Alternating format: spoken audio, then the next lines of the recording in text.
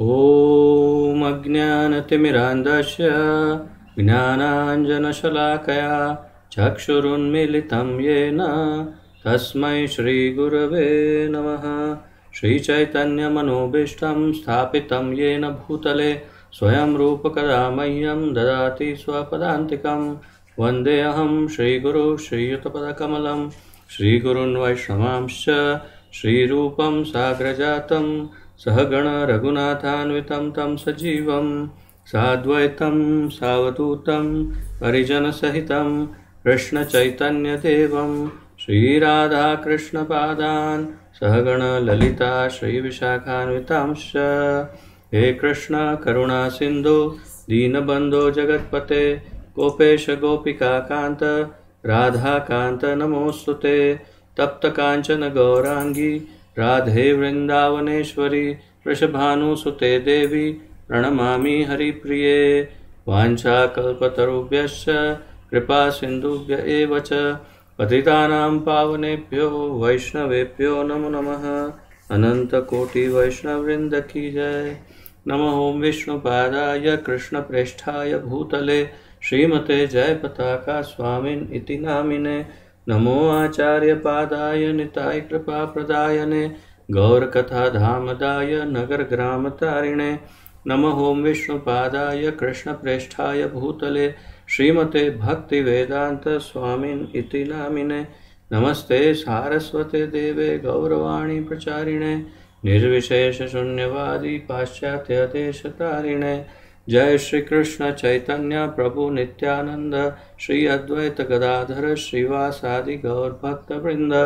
हरे कृष्ण कृष्ण कृष्ण हरे हरे हरे राम राम राम हरे हरे। हरे कृष्ण कृष्ण कृष्ण हरे हरे हरे राम राम राम हरे हरे। हरे कृष्ण कृष्ण कृष्ण हरे हरे हरे राम राम राम हरे हरे।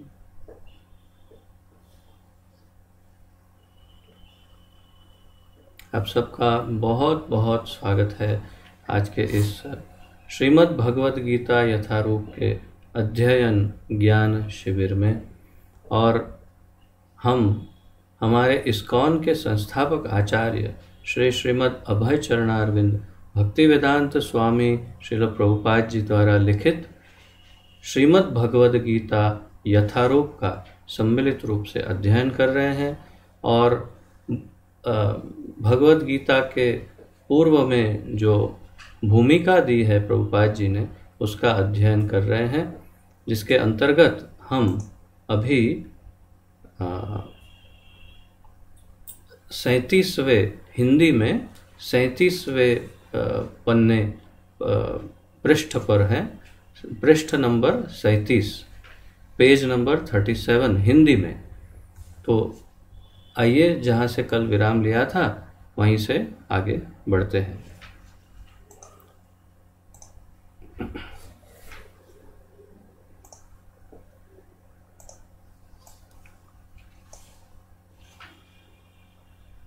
भगवत गीता में 15वें अध्याय के 5वें श्लोक में भगवान ने सुझाव दिया है कि हम निम्नलिखित प्रकार से आध्यात्मिक जगत की प्राप्ति करें। तो शुरुआत करें उससे पूर्व कल हमने क्या चर्चा की थी। तो यदि आप लोगों को स्मरण हो तो विशेष रूप से किसको भजने से या किसकी पूजा करने से कौन से लोक की प्राप्ति होती है उसके विषय में कल प्रभुपाद जी चर्चा कर रहे थे। उसी विषय पर थोड़ी सी चर्चा आज आगे बढ़ेगी, परंतु कल मुख्य चर्चा ये थी कि किसको भजने से, किसकी भक्ति करने से हमें कौन सा लोक प्राप्त होता है। तो जैसे कि भगवत गीता के अनेक श्लोकों का उल्लेख करते हुए प्रभुपाद जी बता रहे थे, देवान देवयजो यान्ति पितॄन् यान्ति पितृवृताः भूतानि यान्ति भूतेज्या यान्ति मद्याजिनोऽपि माम। तो भगवान कहते हैं कि जो देवताओं की पूजा करते हैं, उनको भजते हैं, वो देवताओं के लोक में जाके बसते हैं। जो पितरों की पूजा करते हैं वो पितृलोक में जाते हैं। जो भूतों की पूजा करते हैं वो प्रेत योनि को प्राप्त होते हैं, और जो भगवान श्री कृष्ण को भजते हैं वे कृष्ण को प्राप्त करते हैं। तो इस प्रकार उस चर्चा में आगे बढ़ते हुए आज 15वें अध्याय के 5वें श्लोक में प्रभुपाद जी उल्लेख कर रहे हैं, निर्माण मोहाजित संग दोषा अध्यात्म नित्या विनिवृत्त कामाः द्वन्द्वैर्विमुक्ताः सुख दुःख संज्ञैः गच्छन्ति मूढ़ा पदमव्ययम् तत्। इस श्लोक का अर्थ है पदम अव्ययम, अर्थात हमने अंतिम कड़ी में देखा कि गच्छन्त्य मूढ़ाः पदम अव्ययम तत्। तो पदम अव्ययम का अर्थ क्या है? अर्थात सनातन राज्य या धाम को वही प्राप्त होता है जो निर्माण मोहा है। इसका अर्थ क्या हुआ? तो पदम अव्ययम अर्थात पद, और कौन सा? अव्यय पद, जिसका व्यय नहीं होता, जिसका क्षय नहीं होता, जिसका नाश नहीं होता, जिसका पतन नहीं होता, उसे अव्यय कहते हैं। जिसका वेस्टेज नहीं होता, तो व्यय नहीं होता, वेस्टेज, या उसका नाश नहीं होता, अंत नहीं होता। तो ऐसा परम पद कि जिसका कभी अंत नहीं होता, वो कैसे प्राप्त हो सकता है? और वो क्या है परम पद? तो प्रभुपाद जी समझाते हैं कि वो परम पद है भगवान का धाम। भगवान के धाम को यदि हम प्राप्त करते हैं तो वही हमारे लिए वो परम पद है जिसे एक जीवात्मा प्राप्त कर सकता है, सर्वोच्च पद। और वे कहते हैं कि जो कौन प्राप्त करता है? जो निर्माण मोहा है। इसका अर्थ क्या हुआ? प्रभुपाद जी पूछते हैं। हम उपाधियों के पीछे पड़े रहते हैं। कोई महाशय बनना चाहता है, कोई प्रभु बनना चाहता है, तो कोई राष्ट्रपति या धनवान या राजा या कुछ और बनना चाहता है। परंतु जब तक हम इन उपाधियों से चिपके रहते हैं तब तक हम शरीर के प्रति आसक्त बने रहते हैं, क्योंकि ये उपाधियां शरीर से संबंधित होती है।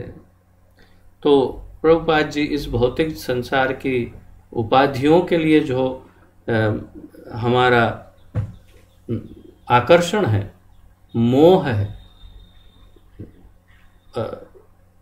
एक नशा है उपाधियों के प्रति, उसके लघु चर्चा कर रहे हैं। संक्षिप्त कहते हैं कि हम उपाधियों के पीछे पड़े रहते हैं।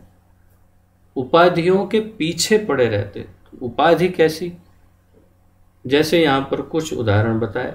कोई महाशय बनना चाहता है, कोई प्रभु बनना चाहता है। इससे मुझे स्मरण होता है, नए नए भक्त जब हमारे कृष्ण भावनामृत में जुड़ते हैं तो सब स्वाभाविक है, ये हमारी संस्कृति है कि हम सभी पुरुषों को प्रभु और सभी माताओं को माताजी कहते हैं। तो फिर जो नए नए अभी उतने परिपक्व नहीं हुए, तो कभी हम जब फ़ोन उनका आता है या हम फ़ोन करते हैं, तो फ़ोन करते हैं तो कहते हैं कि हम पूछते हैं आप कौन बोल रहे हैं? बोले प्रभु जी, हम ये प्रभु बोल रहे हैं। अच्छा, या हम ये माता जी बोल रहे हैं। अपने आप को ही उपाधि दे बैठते हैं, अपने आप को ही प्रभु या माता जी कह देते हैं।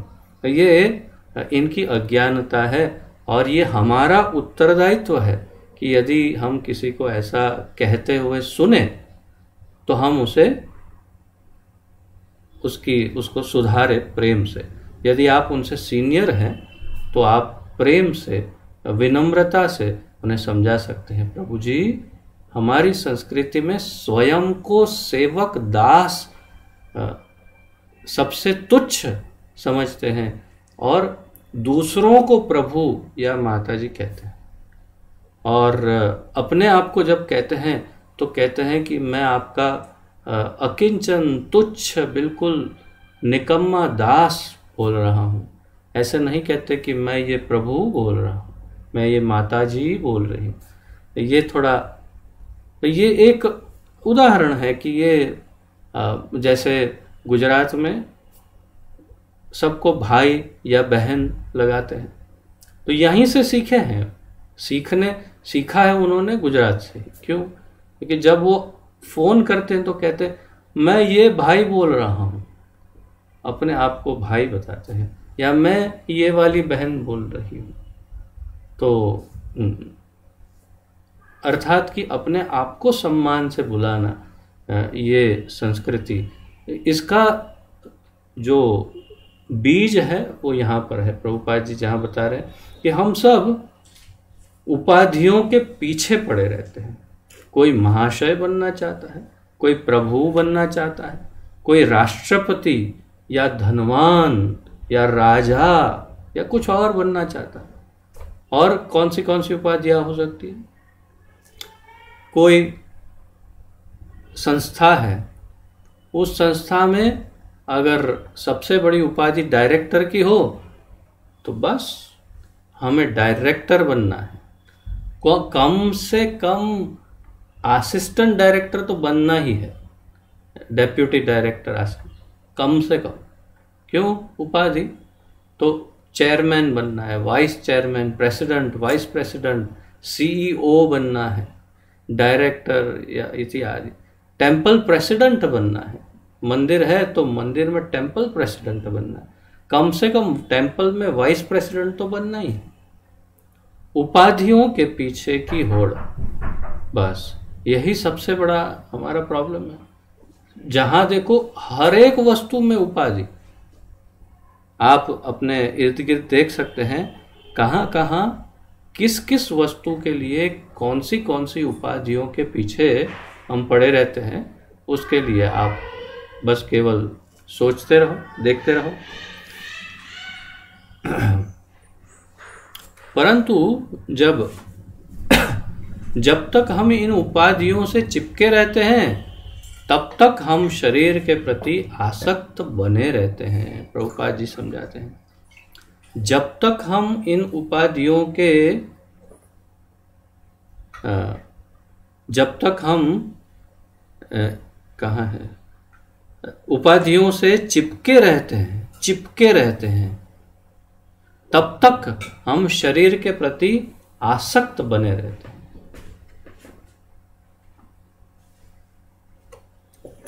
क्योंकि ये उपाधियां शरीर से संबंधित होती है।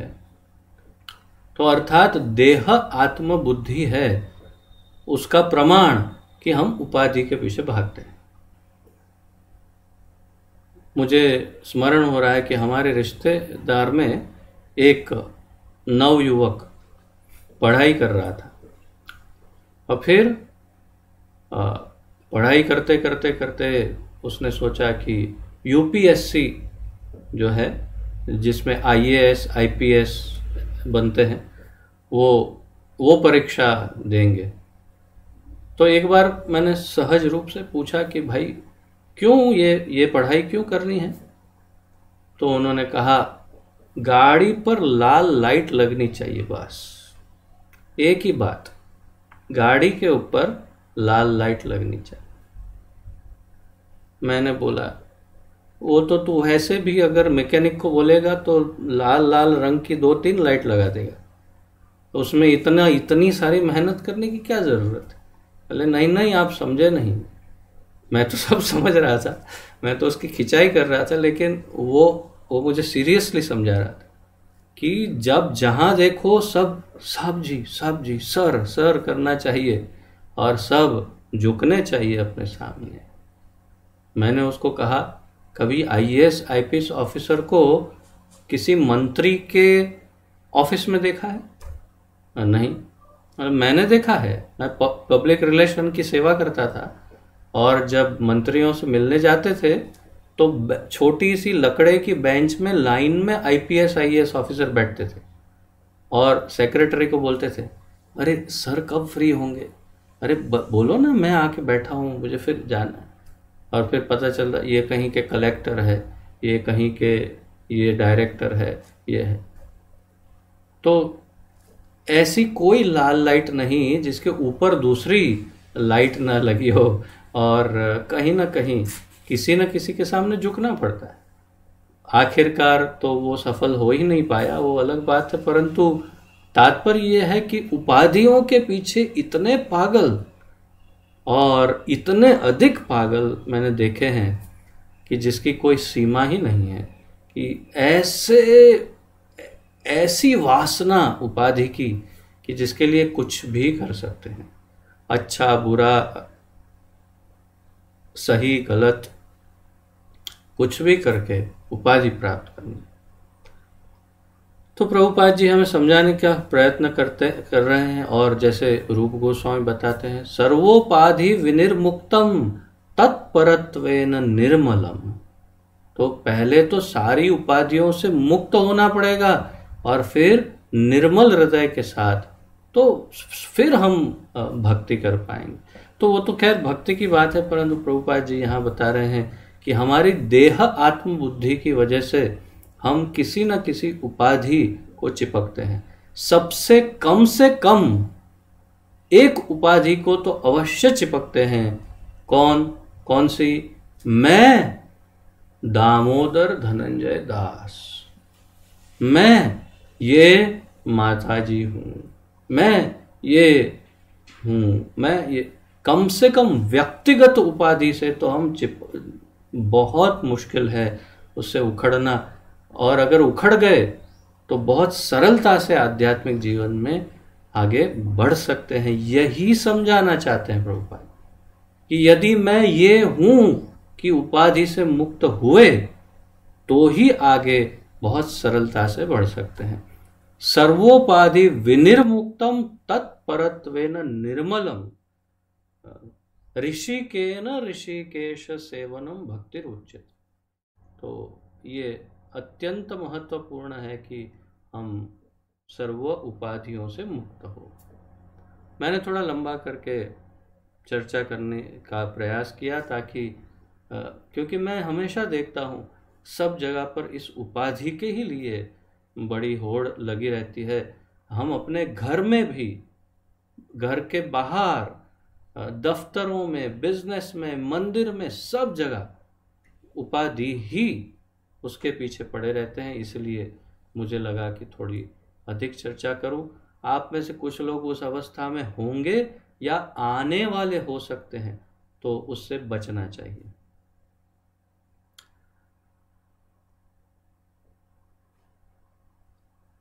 लेकिन हम, प्रभुपाद जी आगे कहते हैं, लेकिन हम शरीर नहीं हैं और इसकी अनुभूति होना ही आध्यात्मिक अनुभूति की प्रथम अवस्था है। आध्यात्मिक अनुभूति की प्रथम अवस्था क्या है? आध्यात्मिक अनुभूति की प्रथम अवस्था है कि ये पता हो ना कि हम ये शरीर नहीं है। तो लेकिन हम शरीर नहीं हैं और इसकी अनुभूति ही आध्यात्मिक अनुभूति की प्रथम अवस्था है। फिर से ये प्रश्न कि आध्यात्मिक अनुभूति की प्रथम अवस्था क्या है? प्रथम अवस्था आध्यात्म की सबसे पहली अवस्था है कि मैं ये शरीर नहीं हूं। आप अपने हमारे भक्ति वृक्ष कार्यक्रम में यदि देखें तो 64 सप्ताह में से सर्वप्रथम सप्ताह में टाइटल है मैं कौन हूं, हु एम आई। ये सबसे पहला टाइटल है, प्रथम, यानी कि जो सबसे पहली बार आया है भक्ति वृक्ष में, उसे पहले ही दिन इस बात का ज्ञान दे दिया जाता है कि आप ये शरीर नहीं है, क्योंकि यही आध्यात्मिक जीवन का प्रथम सोपान। आगे कहते हैं प्रभुपाद जी, हम प्रकृति के 3 गुणों से जुड़े हुए हैं, किंतु भगवान की भक्तिमय सेवा द्वारा हमें इनसे छूटना होगा। तो ये तो आप अच्छी तरह वैसे जानते हैं, कई बार चर्चा हुई है भगवान की जो त्रिगुणमयी माया है, दैवी ऐसा गुणमयी मम माया। तो किंतु भगवान की भक्तिमय सेवा द्वारा ही हम इससे छूट सकते हैं। तो मामेव ये प्रपद्यन्ते माया मेताम तरन्ति ते। यदि हम भगवान की भक्तिमय सेवा के प्रति आसक्त नहीं होते तो प्रकृति के गुणों से छूट पाना दुष्कर है।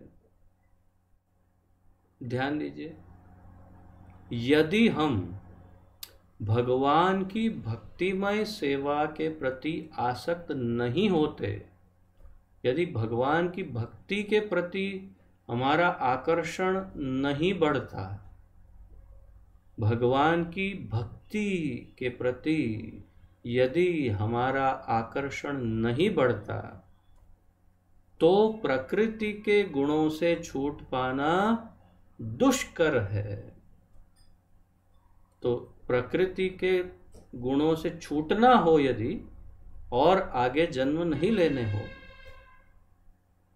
तब फिर इस प्रकृति के गुणों से छूटने के लिए भक्तिमय सेवा के प्रति आकर्षित होना होगा। उपाधियां तथा आसक्तियां हमारी काम वासना, इच्छा तथा प्रकृति पर प्रभुत्व जताने की चाह के कारण है। प्रभुपाद जी समझाते हैं कि ये उपाधियां तथा आसक्तियां क्यों हैं?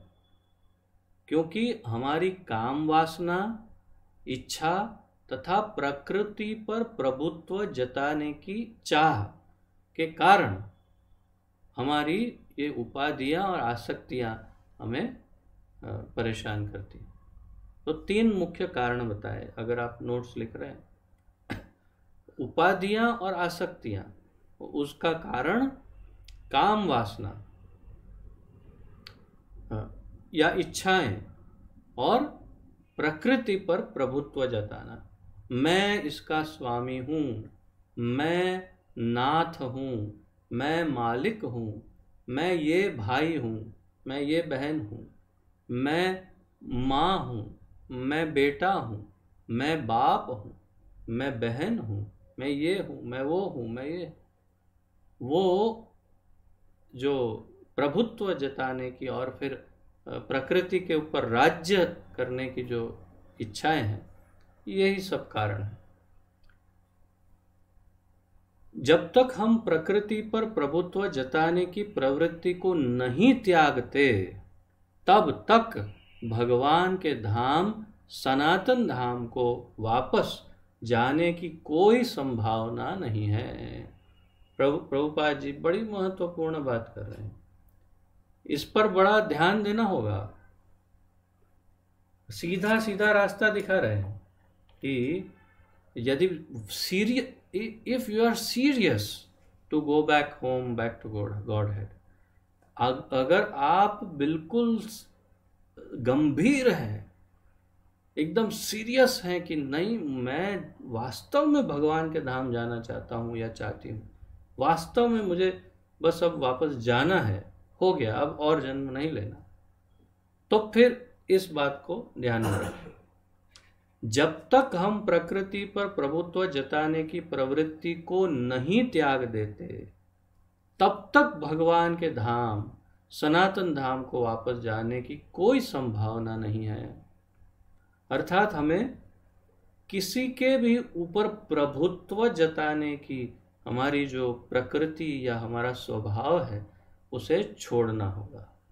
मैं इसका मालिक हूं, ये भाव को त्याग देना पड़ेगा।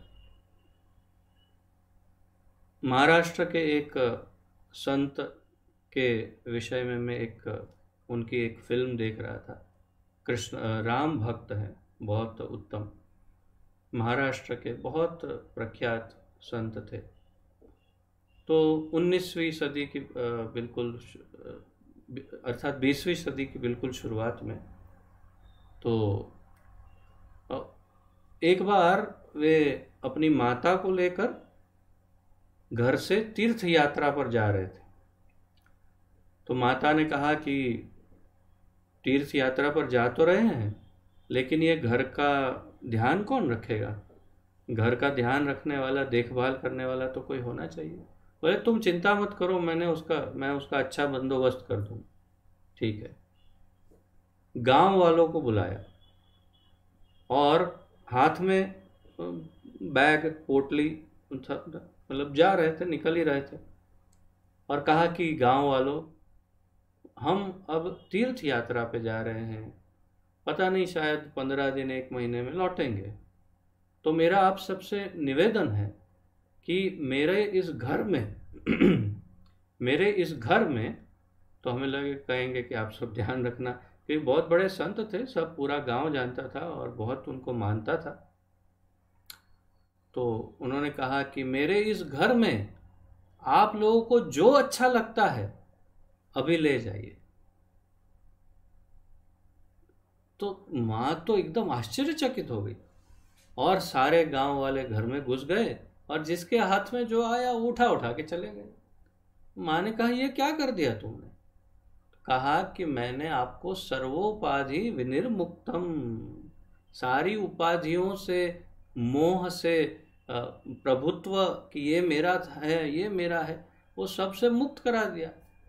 हमारा अब कुछ है ही नहीं। ये घर में जो कुछ उनको अच्छा लगा सब ले गए, घर खाली हो गया। अब हमारा रोने के लिए, ले जाने के लिए, चिंता के लिए कुछ है? अब हम ठाकुर जी पर चिंतन करते हुए बिल्कुल स्वच्छ मन से, एकदम शांत हो करके हम यात्रा कर पाएंगे। तो चलो यात्रा पर। सारा जो हमारा था अब कुछ हमारा है ही नहीं।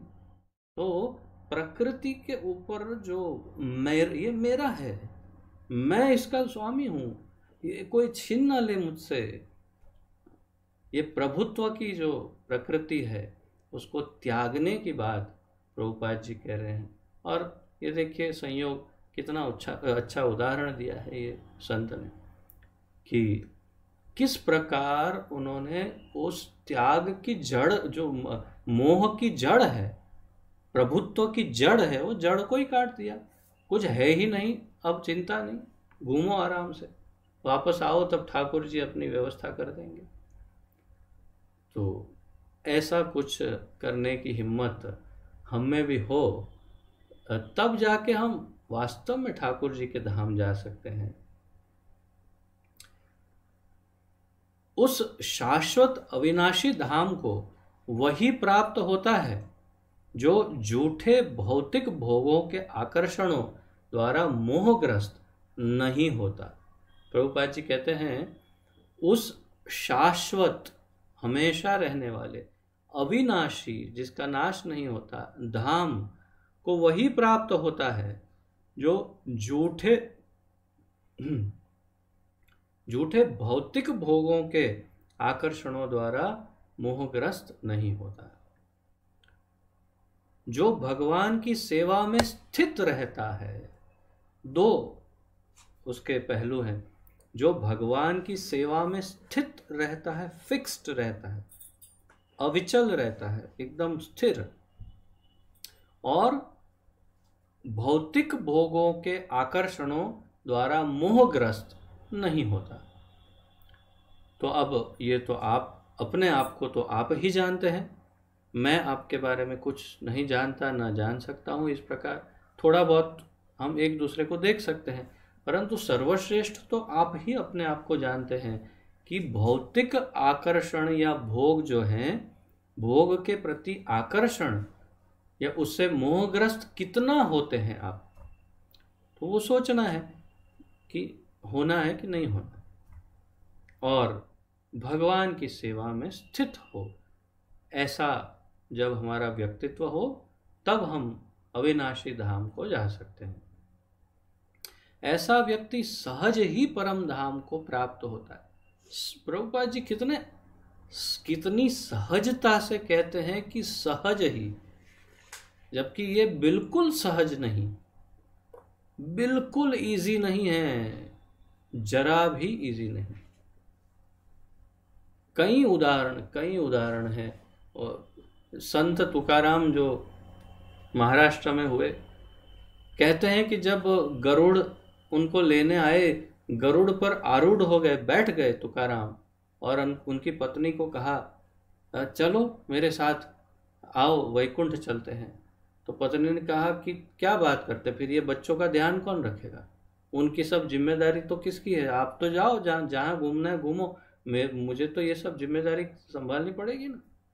तो अब इतनी बड़ी ऑफर कौन दे सकता है। वो अगर वो चाहते तो वे अपने साथ वो अपनी पत्नी को भी धाम ले जा सकते थे, इतने सक्षम थे। लेकिन पत्नी की ये मोह, उसका जो मोह है, उसके कारण वो उनके साथ नहीं गई। और ऐसे कई कई उदाहरण हैं, अनेक उदाहरण हैं जिसमें भौतिक मोह या आकर्षण के कारण, और वो जैसे यहाँ प्रभुपाद जी बता रहे हैं कि सहज, वैसा सहज नहीं है, इतना इजी नहीं है छोड़ना। मैं बोल तो रहा हूं, परंतु मेरी टेस्ट, मेरी परीक्षा हो, तभी मैं समझ पाऊंगा कि मैं कितना मोहग्रस्त हूं। और कई परीक्षाएं हुई है, और मैं जानता हूं कि मैं कहाँ कहाँ किससे या किन से कितना मोहग्रस्त हूं, ये मैं अपने आप को जानता हूं। परंतु प्रभुपाद जी कहते हैं कि अगर वो छूट गया मोह, तो ऐसा व्यक्ति सहज ही बड़ी आसानी से परम धाम को प्राप्त होता है, बहुत आसानी से। परंतु कब, जब ये मोह से, आकर्षणों से मुक्त हो जाए। भगवत गीता के 8वें अध्याय का 21वां श्लोक अन्यत्र कहा गया है, 8.21 में कहा गया है। प्रभुपाद जी कहते हैं, अव्यक्तोक्षर इति युक्त तम आहुः परमां गतिम यम प्राप्य न निवर्तन्ते तद्धाम परमं मम। हमने पूर्व में देखा था ना,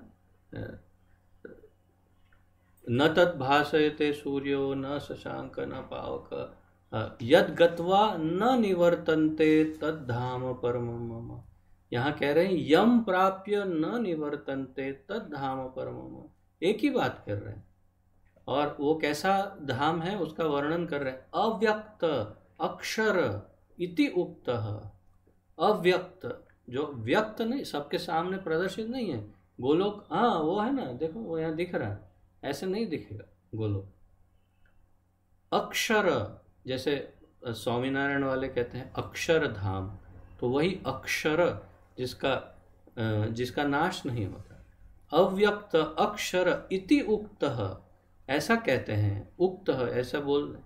तम आहु परमाम गतिम, तो इसका अर्थ प्रभुपाद जी समझाते हैं, अव्यक्त का अर्थ है अप्रकट, प्रकट नहीं है। जैसे यहाँ ये श्रीधाम वृंदावन में, भूलोक वृंदावन में जहाँ हम हैं अभी, वहाँ नित्य लीला चलती है ठाकुर जी की, नित्य। निधिवन में तो आप सब पूरा जगत जानता है कि रात को लीला प्रकट रूप से होती है, परंतु फिर भी दिखाई नहीं देती, और जो देख ले वो पागल हो जाए या मृत्यु हो जाती है। परंतु अन्यथा भी ऐसा नहीं है कि अभी कुछ नहीं हो रहा है। 12 दिन के 12 और रात के 12 घंटे, 24 घंटे, 7 दिन, पूरा 30 दिन और 12 महीने, और हमेशा हमेशा हमेशा के लिए निरंतर, निरंतर, बिना रुकावट, सतत निरंतर भगवान की यहाँ दिव्य लीला यहाँ पर ही श्री वृंदावन में चलती रहती है। परंतु वो लीलाएं अप्रकट लीला है, अर्थात अव्यक्त। हमारे समक्ष सारा भौतिक जगत प्रकट नहीं है, हमारे सामने संपूर्ण भौतिक जगत प्रकट नहीं है। हमारी इंद्रियां इतनी अपूर्ण हैं कि हम इस ब्रह्मांड में सारे नक्षत्रों को भी नहीं देख पाते। वैदिक साहित्य से हमें सभी लोकों के विषय में प्रचुर जानकारी प्राप्त होती है। उस पर विश्वास करना या न करना हमारे ऊपर निर्भर करता है। वैदिक ग्रंथों में विशेषतः श्रीमद् भागवत में सभी महत्वपूर्ण लोकों का वर्णन है। श्रीमद् भागवत में सभी लोकों के विषय में संक्षेप में ही परंतु वर्णन अवश्य है। सभी लोकों के विषय में कुछ न कुछ वर्णन। इस भौतिक आकाश से परे आध्यात्मिक जगत है। अब प्रभुपाद जी थोड़ा सा हमें परिचय करवा रहे हैं, दर्शन करवा रहे हैं आध्यात्मिक जगत या वैकुंठ जगत। तो इस भौतिक आकाश से परे आध्यात्मिक जगत है जो अव्यक्त या अप्रकट कहलाता है। व्यक्ति को भगवत धाम की ही कामना तथा लालसा करनी चाहिए, क्योंकि जब उसको वह धाम की प्राप्ति हो जाती है तब उसको वहां से फिर इस जगत में लौटना नहीं पड़ता। तो अंग्रेजी में कहते हैं आइडियल, मतलब कि जिसे कहते हैं उदाहरणीय। उदाहरणीय क्या है? या तो क्या करना चाहिए, व्यक्ति को क्या करना चाहिए, किसकी कामना होनी चाहिए। एक अच्छा मोबाइल हो, एक अच्छा बंगलो, एक गाड़ी, 2 गाड़ी, 10 गाड़ी, 100 गाड़ी, हेलीकॉप्टर हो, हमारा जेट प्लेन खुद का हो, पूरा का पूरी पृथ्वी हमारी, ब्रह्मांड हमारा हो। किसकी कामना करनी चाहिए? क्षमा करें, कामना करनी चाहिए भगवत धाम प्राप्त करने की कामना करनी चाहिए, अर्थात भगवान के धाम में निवास मिले इस जन्म के अंत पर वो कामना करनी चाहिए। क्योंकि जब उसको वह धाम की प्राप्ति हो जाती है तो उसको वहां से फिर इस जगत में लौटना नहीं पड़ता। यम प्राप्य न निवर्तन्ते यद गत्वा न निवर्तन्ते तद धाम परमं मम। तो वहां से वापस नहीं लौटना पड़ता। आ ब्रह्म भुवनालोका पुनरावर्तिनो अर्जुन माम उपेत्य तु कौन्तेय पुनर्जन्म न विद्यते। ब्रह्मलोक से पाताल तक जन्म लेना पड़ता है, लेकिन मेरे पास जो आ गया, मेरे धाम आ गया, उसे फिर दोबारा जन्म नहीं लेना पड़ेगा। आगे बताते हैं प्रभुपाद जी कि इसके बाद प्रश्न पूछा जा सकता है कि उस भगवत धाम तक कैसे पहुंचा जाता है। बड़ा महत्वपूर्ण प्रश्न है कि उस भगवत धाम की जिसकी चर्चा हम कर रहे हैं, कि जहां ट्यूबलाइट, एलईडी लाइट, तो मैंने लाइट की बात की और लाइट आ गई। तो जहां पर लाइट, सूर्य, चंद्र, अग्नि नहीं है, जरूरत भी नहीं, और जहां जन्म, मृत्यु, जरा, व्याधि नहीं है, जहां पर एक बार जो पहुंच गया उसे दोबारा किसी अन्य योनियों में कहीं भी जन्म नहीं लेना पड़ता, वो धाम कैसे पहुंच सकते हैं, ये प्रश्न हो सकता है। और प्रभुपाद जी उसका उत्तर दे रहे हैं। इसकी सूचना भगवद गीता के 8वें अध्याय में 5वें श्लोक में इस तरह दी गई है। 8.5 जो वरिष्ठ भक्त हैं वे सब इसके बाद में इसका अध्ययन कर सकते हैं भगवद गीता से। 8.5, 6 और 7 ये तीनों श्लोक अध्ययन के योग्य है, और तीनों ही श्लोक की चर्चा होगी आज, आज हो जाएगी। तो पहले 8.5 की चर्चा करते हैं।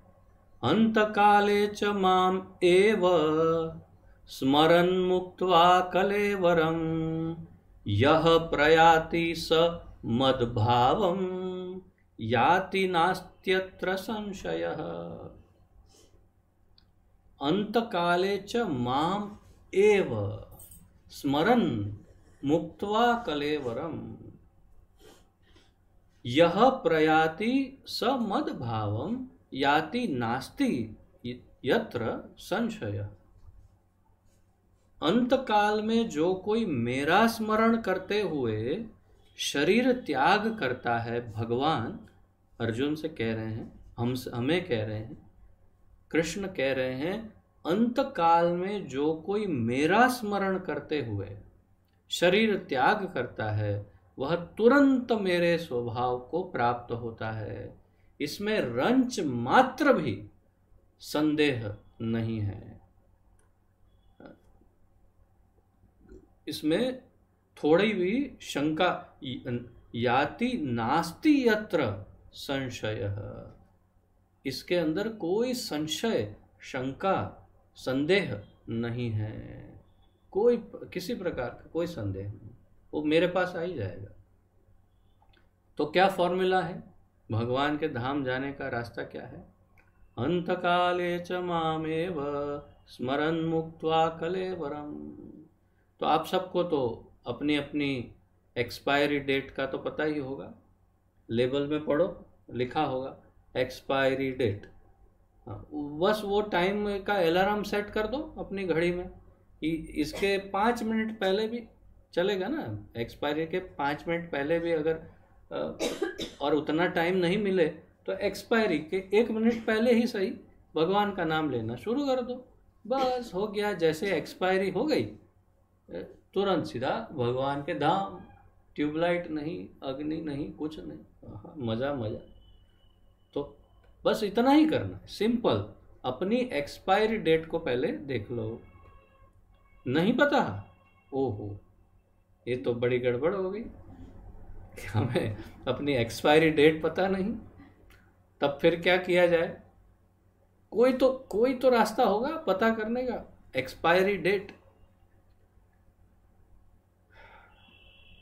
मैं ज्योतिष विद्या में काफ़ी इंटरेस्ट रखता था मेरे पूर्व जीवन काल में, और हस्तरेखा पढ़ने का काफ़ी अच्छा ज्ञान मैंने प्राप्त किया था। बहुत सारी कुछ महत्वपूर्ण किताबों का अध्ययन करके हस्तरेखा पढ़ने का ज्ञान प्राप्त किया। और जो कोई भी मेरी ज्योतिष विद्या का मेरा जो कुछ भी ज्ञान है, और विशेष रूप से हस्तरेखा, तो उसे किरोमसी कहते हैं अंग्रेजी में, पामिस्ट्री या किरोमसी। तो वो किरोमसी के ज्ञान के बावजूद अभी तक मुझे डाउट है कि मेरा जीवन इतने ही वर्ष का है, निश्चित रूप से वो कहना अभी भी मेरे लिए मुश्किल है। कई इसके तरीके बताए हैं कि कैसे कैलकुलेट किया जाता है जीवन, ये वो, लेकिन मैंने जो देखा है वो ये है कि कई लोगों की जीवन रेखाएं बहुत छोटी सी है, 80 साल के ऊपर मैंने उनको जीते हुए देखा है, और कई लोगों की जीवन रेखाएं लंबी यहाँ तक की है, वो कब फिनिश हो गए बीच में समझ में ही नहीं आया। जैसे कोरोना जैसी महामारी में, या किसी प्राकृतिक विपत्ति में, या एक्सीडेंट में, या किसी तरह से। तात्पर्य ये है कि ऐसी कोई मेथड है ही नहीं जिसमें एकदम निश्चित रूप से कहा जाए कि ये एक्सपायरी डेट है, और इसीलिए केवल एक ही रास्ता बचता है, अभी से चालू करो बाबा भगवान का स्मरण। जो अभी से स्मरण करेंगे, प्रैक्टिस करेंगे, तो जब वास्तव में एक्सपायरी डेट आ जाएगी तब वास्तव में भगवान की याद आएगी, और तब फिर कोई शंका नहीं रहेगी कि हम भगवान के धाम निश्चित रूप से जा पाएंगे। परंतु अभी क्या गारंटी है, कभी भी आ जाए। अभी जैसे हम कोरोना से निकले हैं या निकल रहे हैं, अभी अभी छुआ हुआ है, अभी छू रहे हैं हम कोरोना को, अरे हाँ हाँ हाँ, ऐसे अभी अभी कोरोना से निकले और अ, थोड़ा ऐसा लगा कि लेकिन याद नहीं आ रहे थे भगवान, अ, क्योंकि शरीर की ऐसी दशा होती है। परंतु फिर भी प्रयास हो। पूर्व में आप लोगों की चिंता मैं दूर कर चुका हूँ, आपको बता चुका हूँ कि वराह पुराण में शायद या नरसिंह वराह, मेरे ख्याल से वराह पुराण है, उसमें ये भगवान कहते हैं कि अगर कोई मेरा भक्त पूरा जीवन मेरा स्मरण करता है तो फिर अंत काल में यदि उसको मेरा स्मरण ना हो तो फिर मैं थोड़ा कंसेशन दे देता हूँ। लेकिन अगर उसने जीवन भर मेरा भजन नहीं किया है, मेरा भक्त नहीं है, और ये सोचता है कि अंत काल में मैं याद कर लूँगा, तो कोई हेल्प नहीं करते। तो उस श्लोक में कहते हैं वातादि दोषेण मद्भक्तो माम न च स्मरेत अहम स्मरामि मद्भक्तम नयामि परमां गतिम। वात, पित्त, कफ आदि दोष की वजह से अंत काल में यदि भगवान का नाम नहीं निकला कंठ में से, या भगवान का स्मरण नहीं हुआ, बेहोश हो गए और भगवान का की याद नहीं कर पाए, तो चिंता की बात नहीं है। अहम स्मरामि मद्भक्तम नयामि परमां गतिम, मैं उसे अपने धाम ले आता हूँ, उसे परम गति प्रदान कर देता हूँ। ऐसा कहते हैं भगवान ठाकुर जी। और फिर हमें तो, लेकिन ये हमारी बात नहीं है, इसलिए कम से कम मेरी तो नहीं है, क्योंकि मैं 24 घंटा कहाँ भगवान का स्मरण करता हूँ। ये तो जो पूरी तरह से भगवान का भक्त हो उसकी बात है, इसलिए हमें तो टेंशन होना चाहिए और सदैव भगवान का स्मरण करना चाहिए। तो अंत काल में जो कोई मेरा स्मरण करते हुए शरीर त्याग करता है वह तुरंत मेरे स्वभाव को प्राप्त होता है, इसमें रंच मात्र संदेह नहीं। जो व्यक्ति मृत्यु के समय कृष्ण का चिंतन करता है, प्रभुपाद जी आगे समझाते हैं, वह कृष्ण को प्राप्त होता है। मनुष्य को चाहिए कि वह कृष्ण के स्वरूप का स्मरण करे, और यदि इस रूप का चिंतन करते हुए वह मर जाता है या मृत्यु को प्राप्त होता है, तो वह निश्चित ही भगवत धाम को प्राप्त होता है। यदि कोई भगवान को याद करते हुए मृत्यु को प्राप्त हो तो भगवान को प्राप्त करता है। मद भावम शब्द परम पुरुष के परम स्वभाव का सूचक है, प्रभुपाद जी समझाते। परम पुरुष सच्चिदानंद विग्रह है, अर्थात उसका स्वरूप शाश्वत ज्ञान तथा आनंद से पूर्ण है। हमारा ये शरीर सच्चिदानंद नहीं है। हमारा ये शरीर, ये जो शरीर है, ये सच्चिदानंद नहीं है। यह सत नहीं अपितु असत है। ये शरीर असत है, सत नहीं। यह शाश्वत नहीं अपितु नाशवान है। ये शरीर नित्य नहीं रहेगा। अब देखिए अब तक कितना परिवर्तन हो गया है शरीर में, और ये शरीर नाश भी हो जाएगा। यह चित्त नहीं अर्थात ज्ञान से पूर्ण नहीं अपितु अज्ञान से पूर्ण है।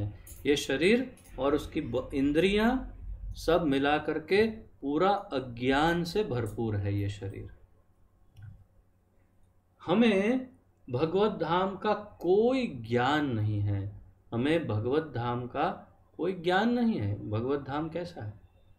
ज्ञान प्राप्त करना हो तो हमारा ब्रह्म संहिता वाला जो YouTube का जो अध्ययन शिविर है उसको कोई सुन सकता है, तो पूरी जानकारी प्राप्त हो जाएगी कि भगवान का धाम क्या है।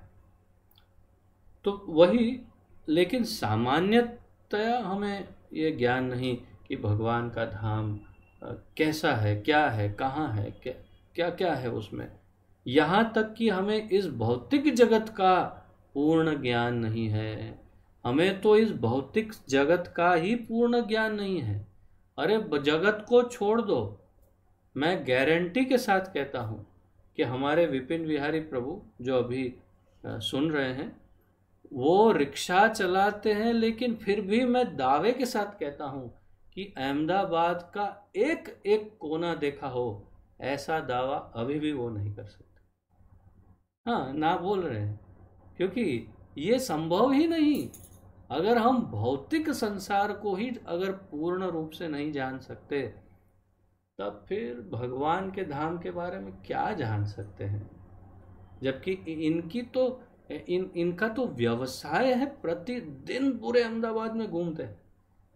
लेकिन कभी तो ऐसा बोल सकते हैं ना कि अब मैंने अहमदाबाद का कोना कोना देख लिया। नहीं, संभव ही नहीं है। इतना अगर भौतिक एक सिटी में अगर ये संभव नहीं, तो आध्यात्मिक जगत का हमें क्या ज्ञान। इसीलिए प्रभुपाद जी कहते हैं यह शरीर निरानंद है, आनंद से ओतप्रोत न होकर दुख से पूर्ण है। ये शरीर जो है वास्तव में, जिसमें हम आनंद का शोधन, संशोधन या खोज करते हैं, परंतु ये वास्तव में दुख से पूर्ण है। ये शरीर, इस संसार में जितने भी दुखों का हमें अनुभव होता है, वे शरीर से उत्पन्न हैं। किंतु जो व्यक्ति भगवान कृष्ण का चिंतन करते हुए इस शरीर को त्यागता है, वह तुरंत ही सच्चित आनंद शरीर प्राप्त करता है। उसका अर्थ है कि उसके बाद वो संपूर्ण रूप से आनंदमय हो जाता है, सभी चिंताओं से मुक्त हो जाता है। प्रभुपाद जी आगे कहते हैं, इस शरीर को त्याग कर इस भौतिक जगत में दूसरा शरीर धारण करना भी सुव्यवस्थित है। मनुष्य तभी मरता है जब यह निश्चित हो जाता है कि अगले जीवन में उसे किस प्रकार का शरीर प्राप्त होगा। तो ये एक विज्ञान है जिसका हमारे शास्त्रों में, वेदों में बड़ा स्पष्ट वर्णन है कि जब मनुष्य शरीर त्याग करने वाला होता है, तब तक ये निश्चित हो गया होता है कि अब वो कौन से शरीर में जाने वाला है। अर्थात कि दूसरा शरीर रेडी है, चाहे स्वर्गलोक का कोई शरीर, नरक का कोई शरीर हो, इसी पृथ्वी में कोई दूसरा शरीर हो, पाताल का हो शरीर, या फिर कोई आध्यात्मिक शरीर से भगवान के धाम जाने वाला हो, वो सब उसके मृत्यु की घड़ी तक निश्चित हो जाता है। और जैसे ही मृत्यु होती है, फिर कोई वेटिंग लिस्ट नहीं है, आरएसी वेटिंग लिस्ट ऐसा कुछ नहीं है, सीधा दूसरा शरीर प्राप्त हो जाता है। वो चाहे कोई भी हो, प्रेत योनि का भी हो सकता है, पितरों का भी, कोई भी शरीर प्राप्त हो जाएगा और वहां पर लटके रहेंगे, या भगवान के धाम सच्चिदानंद शरीर के साथ मुक्त हो जाएंगे। तो ये मृत्यु के समय तक निश्चित हो जाता है। इसका निर्णय उच्च अधिकारी करते हैं, प्रभुपाद जी बताते हैं।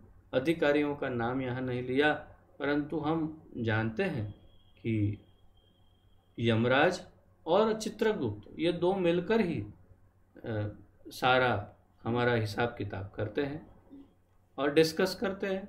वह उनका एक ही काम है, डिस्कशन करते रहते हैं, इसका क्या हुआ, ये वो उसमें जाना चाहिए, अच्छा भेजो, चलो, ये तो वो नरक में सड़ेगा, डालो जल्दी जल्दी, जगह है ना, अरे बहुत जगह है, भेजो भेजो।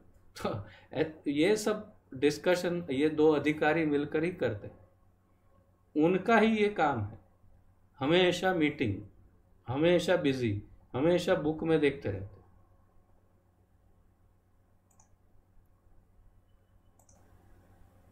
तो इस प्रकार ये चित्रगुप्त जी और हमारे यमराज जी, ये दोनों ये काम करते हैं और उसका यहाँ पर वर्णन कर रहे हैं। प्रभुपाद जी कह रहे हैं तो इसका निर्णय उच्च अधिकारी करते हैं, स्वयं जीव नहीं करता, अर्थात कि जीव को स्वयं को ये तय करने का कोई अधिकार नहीं कि अब उसे कहाँ जन्म लेना है, क्या करना है, क्या नहीं, कोई अधिकार नहीं। मजबूर है, उसे वही जन्म लेना ही पड़ेगा जहाँ पर उसे यमराज तय करके फेंकेंगे। उसमें कोई उसके पास चॉइस नहीं है, कोई उसको ऑप्शन नहीं दिए जाते। ठीक है, ये 4 में से कोई भी एक सिलेक्ट कर लो कोई चॉइस नहीं है। इसलिए यदि हम अपने परिवार से, स्वजनों से, वस्तुओं से, संपत्ति से, किसी से भी कितना भी प्रेम कर ले, कितना भी मोह कर ले, कितना भी उसके प्रति आसक्त क्यों ना हो जाए, एक चुटकी बजेगी केवल और सीधे उनके सामने, और वो कहेंगे हाँ नेक्स्ट, ये शरीर इसमें जाओ, फेंको इसको। हम कहेंगे अरे मेरा वो, तेरा कुछ भी नहीं है, वो गया सब वहाँ, उसमें सब खातों में से तेरा नाम निकल चुका है, तेरे बच्चों ने सब अपने पास ले लिया है, अब तेरा कुछ नहीं, छोड़, अब वहाँ पर जा, वहाँ तेरा कुछ नया तुझे मिल गया तो तेरा भाग्य है। बस इस प्रकार शरीर हमें बदलना पड़ता है। तो इस जीवन में अपने कर्मों के अनुसार हम उन्नति या अवनति करते हैं। यह जीवन अगले जीवन की तैयारी के लिए है। अतएव यदि हम इस जीवन में भगवत धाम पहुंचने की तैयारी कर लेते हैं तो निश्चित ही इस शरीर को त्यागने के बाद हम भगवान के ही सदृश आध्यात्मिक शरीर प्राप्त करते हैं। अतएव यदि हम इस जीवन में भगवत धाम पहुंचने की तैयारी कर लेते हैं, क्या तैयारी? सतत निरंतर बिना रुकावट अविचल रूप से भगवान की सेवा, भक्तों की सेवा, भगवान का स्मरण और मुख्य रूप से नाम संकीर्तन और नाम जप। हरे कृष्णा कृष्ण कृष्ण हरे हरे, हरे राम राम राम हरे हरे।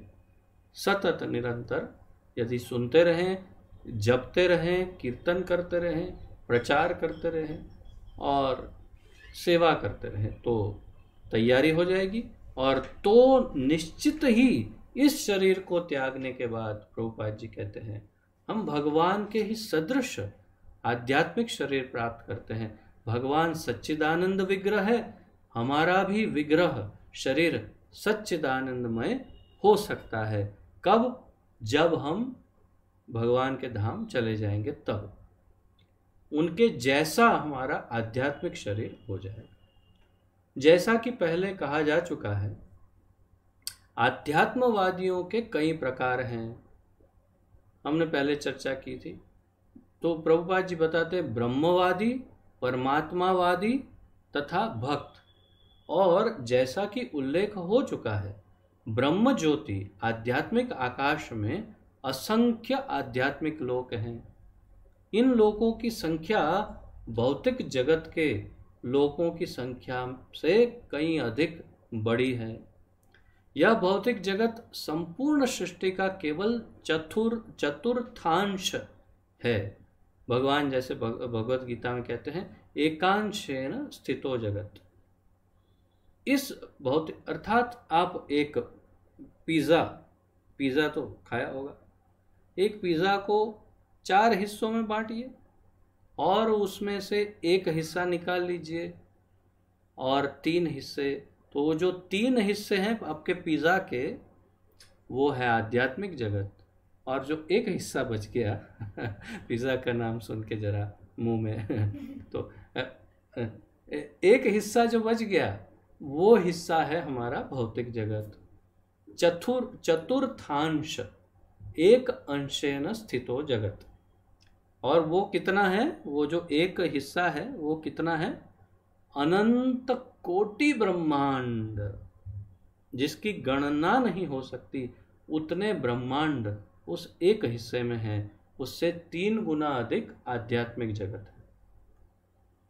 इस भौतिक खंड में, और हमने बीच में पढ़ा भी था, वो चैतन्य महाप्रभु का शिक्षामृत पढ़ रहे थे, उसमें पढ़ा था, प्रभुपाद जी वर्णन करते हैं कि गोलोक वृंदावन धाम इतना बड़ा है कि जिसमें 10 बार ये पूरा का पूरा आध्यात्मिक भौतिक जगत 10 बार समा जाए, उतना बड़ा तो केवल गोलोक धाम, अर्थात कि सबसे बड़ा वास्तव में गोलोक वृंदावन धाम है, जिसकी हम कल्पना ही नहीं कर सकते कि कितना बड़ा।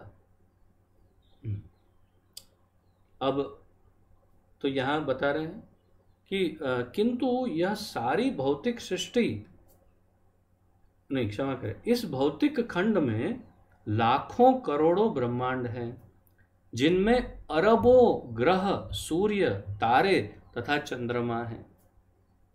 किंतु यह सारी भौतिक सृष्टि संपूर्ण सृष्टि का एक खंड मात्र है। जैसे मैंने बताया आपका वही एक पिज्जा का एक खंड। अधिकांश सृष्टि तो आध्यात्मिक आकाश में है। जो व्यक्ति परब्रह्म में विलीन होना चाहता है वह तुरंत ही परमेश्वर की ब्रह्म ज्योति में भेज दिया जाता है, और इस तरह वह आध्यात्मिक आकाश को प्राप्त हो जाता है।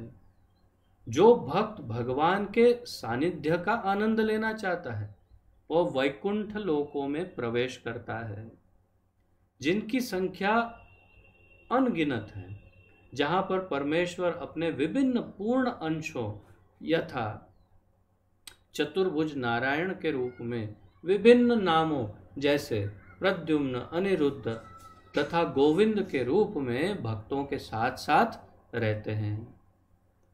अतएव जीवन के अंत में आध्यात्मवादी या तो ब्रह्म ज्योति का या परमात्मा का या भगवान श्री कृष्ण का चिंतन करते हैं।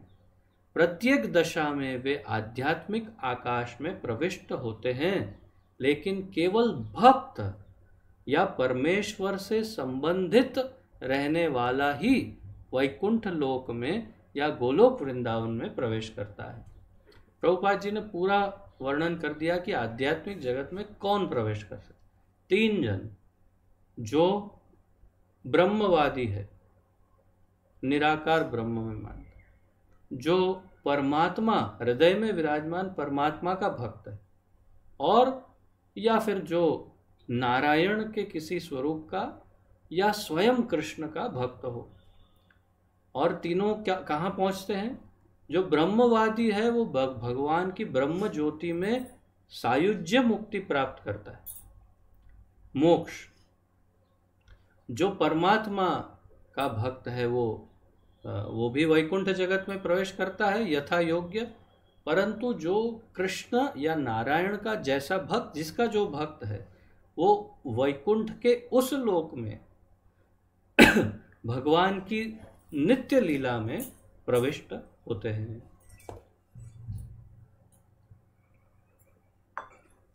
विशेष रूप से कहना ये चाहते हैं कि जो कृष्ण के भक्त हैं वे कृष्ण लोक को प्राप्त करते हैं मृत्यु पर्यंत। भगवान यह भी कहते हैं कि इसमें कोई संदेह नहीं है, याति नास्ति यत्र संशय। इस पर दृढ़ विश्वास करना चाहिए। हमें चाहिए कि जो हमारी कल्पना से मेल नहीं खाता उसे ठुकराए नहीं। लोग ये सोचते नहीं, मैं जो सोचता हूँ वही सही है, मुझे ऐसा कुछ तो क्या है, नहीं है, ऐसा नहीं होना चाहिए। प्रभुपाद जी कहते हैं हमारी मनोवृत्ति अर्जुन की सी होनी चाहिए। आपने जो कुछ कहा उस पर मैं विश्वास करता हूँ। करिष्ये वचनम तव नष्टो मोह स्मृतिर्लब्ध्वा। अब मेरा मोह खत्म हो गया, अर्जुन कहता है, और मेरी स्मृति, मेमोरी, याद शक्ति वापस लौट आई है। मुझे सब क्लियर दिखता है कि आप भगवान हैं, मैं आपका सेवक हूं और मुझे आपकी सेवा करनी चाहिए। और इसलिए करिष्ये वचनम तव, आप जो कहेंगे वही करूंगा और उस पर मैं विश्वास करता हूं। अतएव जब भगवान यह कहते हैं कि मृत्यु के समय जो भी ब्रह्म परमात्मा या भगवान के रूप में उनका चिंतन करता है वह निश्चित रूप से आध्यात्मिक आकाश में प्रवेश करता है, तो इसमें कोई संदेह नहीं है। इस पर अविश्वास करने का प्रश्न ही नहीं उठता। इस पर अविश्वास हमें नहीं करना चाहिए। और फिर ये कहते हुए आगे 8वें अध्याय का 6ठा श्लोक लेंगे, जो हमने 8वें अध्याय का 5वां लिया, अंत काले च मामेव। 8वें अध्याय का 6ठा लेंगे, यम यम वापि स्मरन् माम। परंतु ये हम अब यहाँ से कल आगे बढ़ेंगे और यहीं पर आज विराम लेते हैं। तो किसी का यदि कोई प्रश्न आदि हो तो प्रस्तुत कर सकते हैं। प्रश्न, सुधार, सुझाव, टिप्पणी आदि। और अपना वीडियो स्टार्ट कर सकते हैं। नहीं, कभी नहीं सुनाई दिया हो तो इसलिए थोड़ा जोर से बोला कि कुछ बेचारे ऐसे समाधि में चले जाते हैं ये सुनते सुनते कि वीडियो याद ये सुना ही नहीं देता है, समाधि में लीन मग्न, या तो फिर कैमरा छोड़ के कहीं चले, कहीं घूम गए। किसी का कोई प्रश्न आदि है?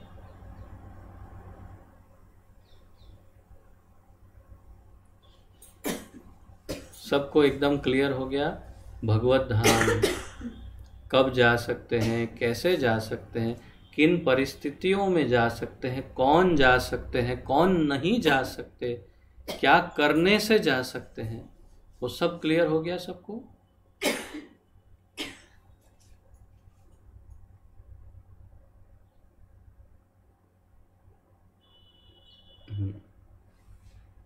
ठीक है, बहुत आसान है। प्रभुपाद जी ने जैसे कहा बहुत सहज है जाना, तो लगता है आप सब अब समझ गए कि सहजता से हम चले जाएंगे, चिंता की कोई बात नहीं। अभी तो बहुत कुछ पढ़ना है आगे, कितना सहज है वो पूरी भगवत गीता पढ़ते पढ़ते हमारी समझ में आ जाएगा। तो इसी के साथ विराम लेते हैं।